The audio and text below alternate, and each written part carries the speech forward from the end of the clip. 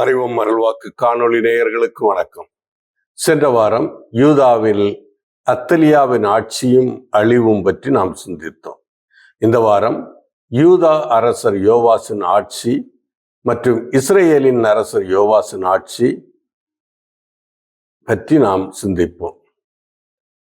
தலைமைக்குரு யோயதாவின் பாதுகாப்பில் வளர்ந்த யோவாசு தனது 7வது வயதில் அரசராக முடிசூட்டப்பட்டார். அவர் 40 ஆண்டுகள் யூதாவை ஆட்சி செய்தார். யோவாசின் தாயின் பெயர் சிபியா. அவர் பெயர் சேபாவை சார்ந்தவர்.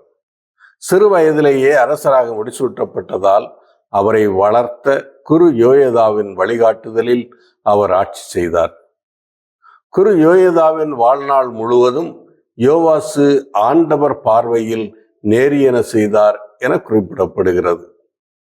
யோவாசு ஆண்டவர் திருமுன் நேர்மையாளராக நடந்தார் என கூறப்பட்டாலும் அவரது ஆட்சி காலத்திலும் பல தவறுகள் நடப்பதை நாம் பார்க்கிறோம்.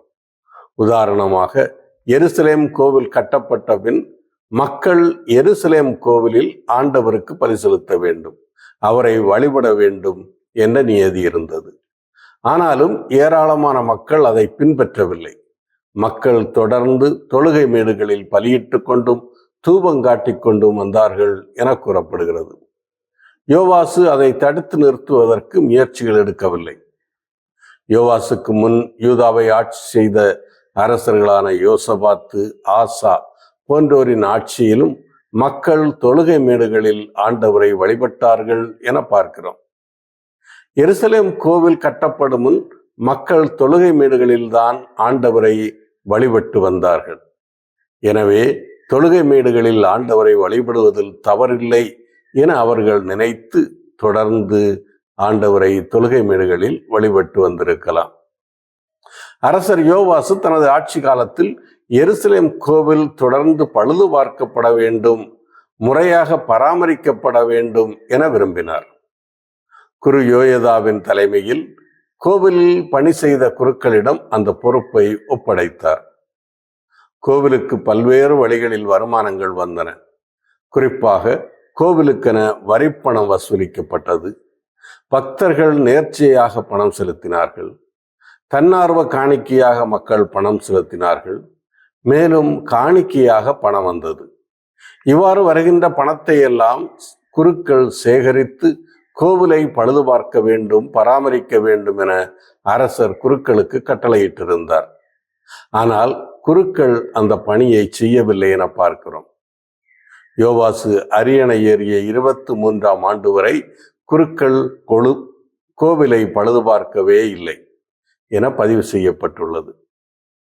ஏன் பழுது பார்க்கப்படவில்லை?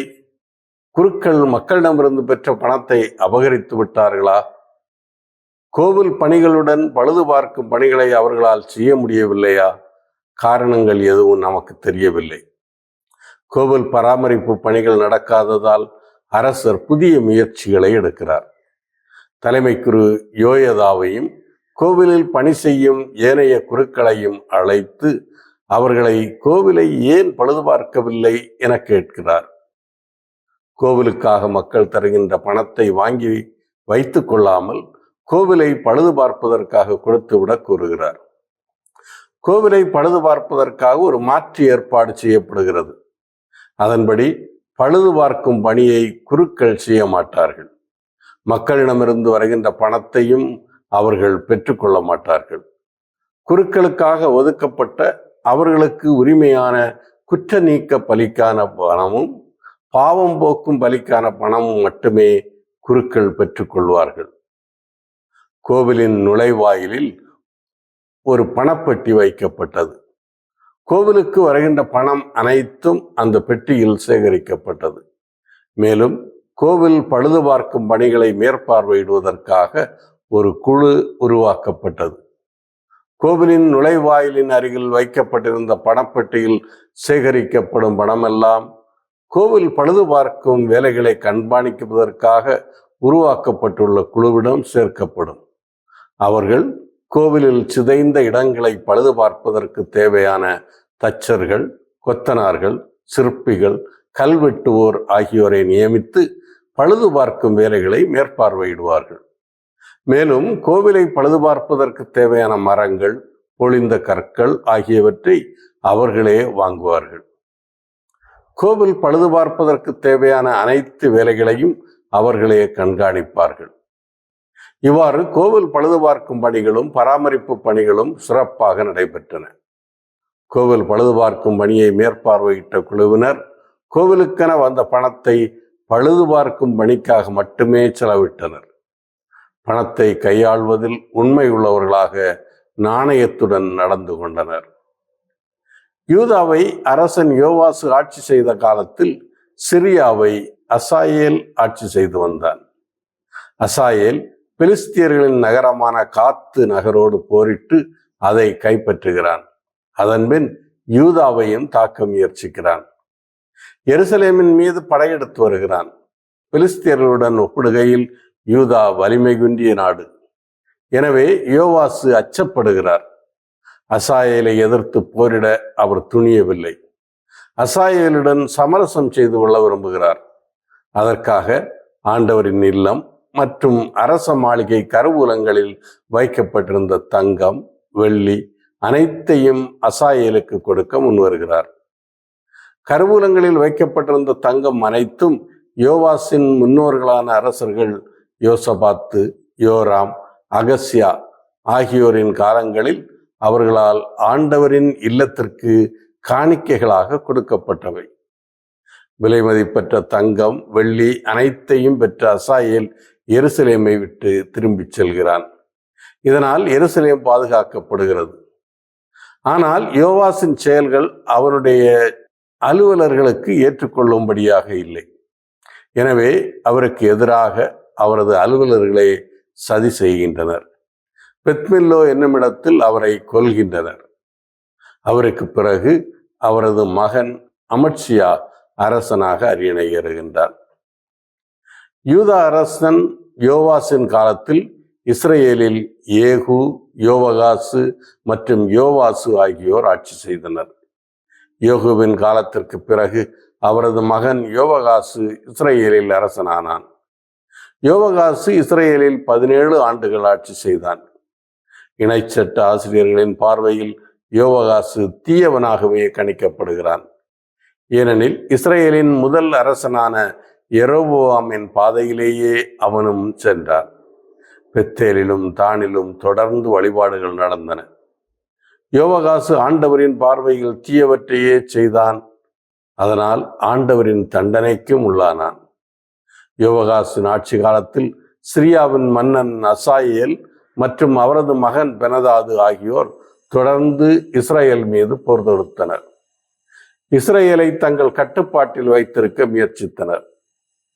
சிரியர்களால் தொடர்ந்து தொந்தரவுக்குள்ளான யோவகாசு ஆண்டவரிடம் வேண்டுகின்றார். சிரியர்களின் பிடியிலிருந்து விடுவிக்க மன்றாடுகின்றார். ஆண்டவரும் ஒரு மீட்பரை அனுப்பி அவர்களை சிரியர்களின் பிடியிலிருந்து விடுவிக்கின்றார்.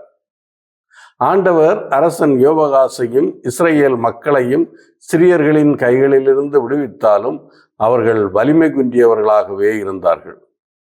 யோவகாசுக்கு அவனுடைய மக்களுள் 50 குதிரை வீரரும் 10 தேர்களும் 10,000 காலால் படையினருமே எஞ்சியிருந்தனர் என குறிப்பிடப்படுகிறது. இஸ்ரேலின் இந்த நிலை அவர்களின் தீச்செயல்களின் விளைவாகவே பார்க்கப்படுகிறது. யோவகாசு இறந்தபின் அவரது மகன் யோவாசு அரசனானான். யோவாசு இஸ்ரேலை 16 ஆண்டுகள் ஆட்சி செய்தான். அவனது ஆட்சியை ஆய்வு செய்யும் இணைச்சட்ட ஆசிரியர்கள் யோவாசு ஆண்டவர் பார்வையில் தீயன செய்தான் என குறிப்பிடுகின்றனர்.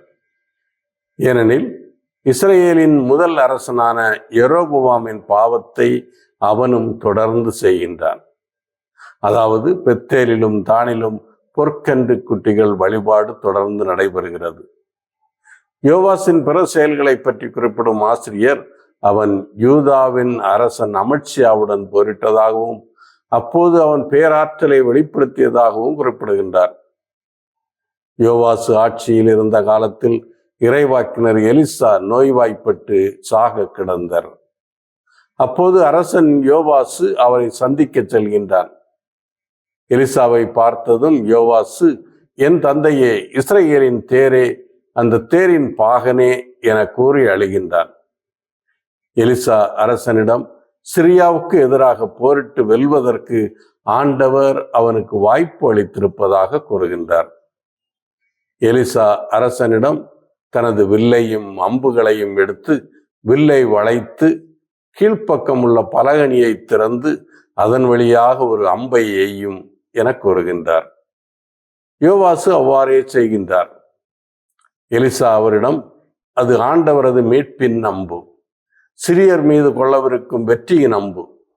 நீர் அபேக்கில் சிறியரை முற்றிலும் அழிப்பீர் என்கின்றார். மீண்டும் எலிசா யோவாசிடம் அம்புகளை கையில் எடுத்து தரையில் அம்பைய கூறுகின்றார். யோவாசு அம்புகளை கையில் எடுத்து 3 முறை அம்புகளை எய்துவிட்டு நிறுத்துகிறார். எலிசா யோவாசின் மீது சினம் கொள்கிறார். நீர் 5 அல்லது 6 முறை எய்திருந்தால் அசீரியரை முற்றிலும் கொன்றொழிந்திருப்பீர். ஆனால் இப்பொழுது 3 முறை மட்டுமே முறியடிப்பீர் என்கின்றார். இந்த நிகழ்வுக்கு பின் எலிசா இறக்கிறார், அடக்கம் செய்யப்படுகிறார். எலிசா இறந்து, நீர் 5 அல்லது 6 முறை எய்திருந்தால் சிறியரை முற்றிலும் கொன்றொழித்திருப்பீர். ஆனால் இப்பொழுது 3 முறை மட்டுமே முறியடிப்பீர் என்கிறார். இந்த நிகழ்வுக்கு பின் எலிசா இறக்கிறார், அடக்கம் செய்யப்படுகிறார். எலிசா இறந்து அடக்கம் செய்யப்பட்ட பின் அவரது கல்லறையிலும் ஒரு அரும் செயல் நடக்கிறது.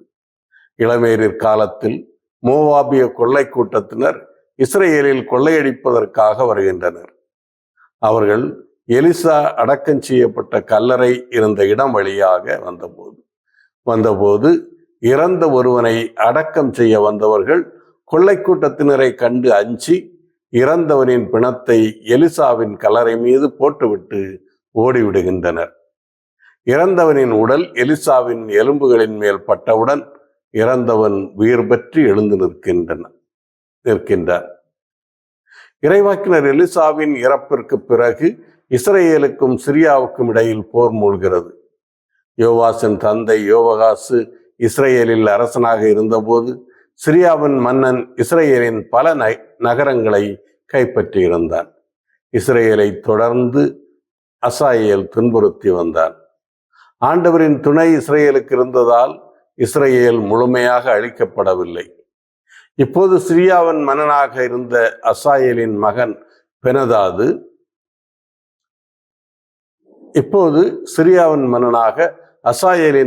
பெனதாது ஆட்சி செய்கின்றான். யோவாசுக்கும் பெனதாதுக்கும் இடையில் போர் நடக்கிறது. யோவாசு 3 முறை பெனதாதை வென்று அவனது தந்தை அசாயேல் கைப்பற்றியிருந்த இஸ்ரேலின் நகர்கள் அனைத்தையும் மீட்டான். ஆண்டவர் இஸ்ரேலுக்கு ஆதரவாக செயல்படும் இந்த நிகழ்வுகளை பார்க்கையில் இஸ்ரேல் மக்களை அவர்கள் பிரிந்து செயல்பட்ட நிலையிலும் ஆண்டவரை விட்டு விலகி வேறு தெய்வங்களை வழிபட்ட காலத்திலும் அவர்கள் தன்னுடைய மக்கள் என்பதை ஆண்டவர் மறக்கவில்லை, அவர்களை ஒதுக்கவில்லை என்பது தெரிகிறது. இறுதியாக அரசன் யோவாசு இறந்து தன் மூதாதையரோடு சமாரியாவில் அடக்கம் செய்யப்பட்டான். யோவாசை தொடர்ந்து அவரது மகன் 2ஆம் யெரொபெயாம் இஸ்ரேலின் அரசனாக அரியணை ஏறினான். மீண்டும் அடுத்த வாரம் சந்திப்போம்.